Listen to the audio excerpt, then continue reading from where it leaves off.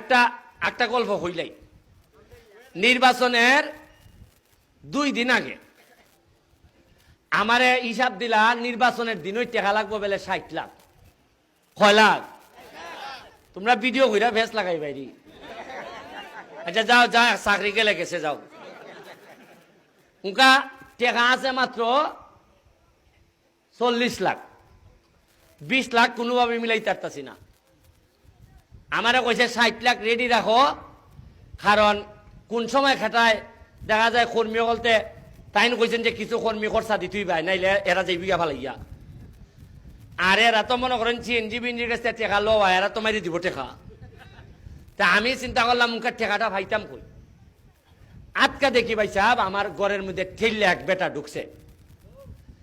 ঢুকে একটা brief case না, এটা কিতা হয় ট্রলি লাগেজ লাগা দিলে বাবা এটা বড় আগ গইয়ারি। হ্যাঁ এটা এ বেটা ঠেললে ঢুকে আমি মনে করছি কোনো পাগল গলাইছে না, তা সুরতটা ওইরকম পাগলের মতোই লাগে। হয় হ্যাঁ ভাই আমি উমান্তিক আইছি। উমান্তিকা মানে আমার ফাস্টফুড আর টিকিট দেখাইতেছে। দেখাইলে তো আমি বিশ্বাস করছি না কিছু, যে এইটা তো তাইলে ঠিক হয়ে আছে। গিয়া দেখি জুতাটা কইলে আমার বিছনার উপরে বই গেছি। এই সময় আমি শিওর হয়ে গেছি যে ধরে লিছে মনে হয় ই বেটা ভাগল কিছু। ই কেন বইয়া কইতাছে, কয় আপনারা আইসি আমার বালা লাগে টেকা 1 কোটি লাগে 2 কোটি লাগে আমি দিব। আমি কইতেলে আরো শিওর হয়েছি, যেহেতু কয় 1-2 কোটি দিব তাইলে পুরা ওই দরা মনে হয়।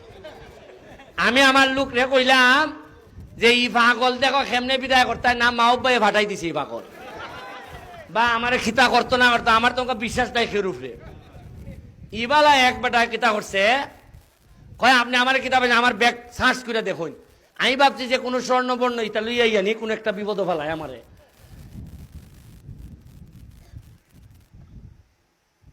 ফখর থেকে 1200 দিনার বার করছে।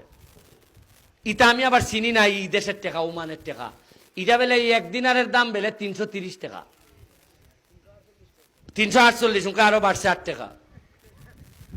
বার করে আমারে 1000 দিনার দিতেছে। আমি আরো বয়ে আমি আরো ফিট হইতেছি। আমি ভাবছি যে মাও ভাই টাকা দিয়া পাঠাইছে আমার পুলিশ দিয়ে ধরাইতো, যে দেখুন বিদেশি টাকা লইয়া করতেছে ব্যারিস্টারে। এরপরে আমি এমনি চাই যে মাও ভাই নিয়ে আই হয় বা কেউ নিয়ে আই হয়।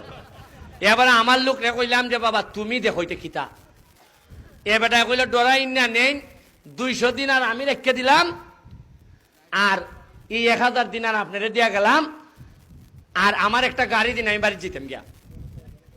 আমি ওই বাড়ি কোনানো কয় খসবা। তা আমি একটা গাড়ি দিলাম। বেটা আমার কথা হইলে যে বাবা তাড়াতাড়ি যাক দো, বেটা খিতা আনতে আল্লাহ মাহবুদ জানে।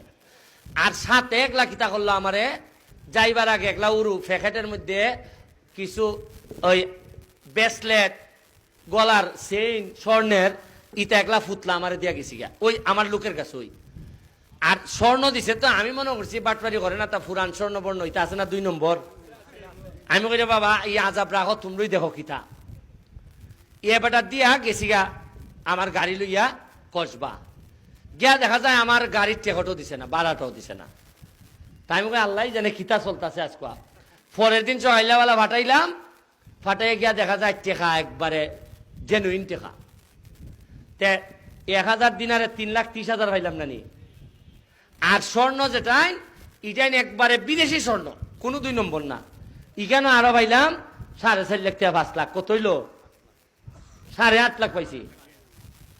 আমি কোনোভাবে মিলাইতে পারতেছি না এটা কিতা চলতেছে।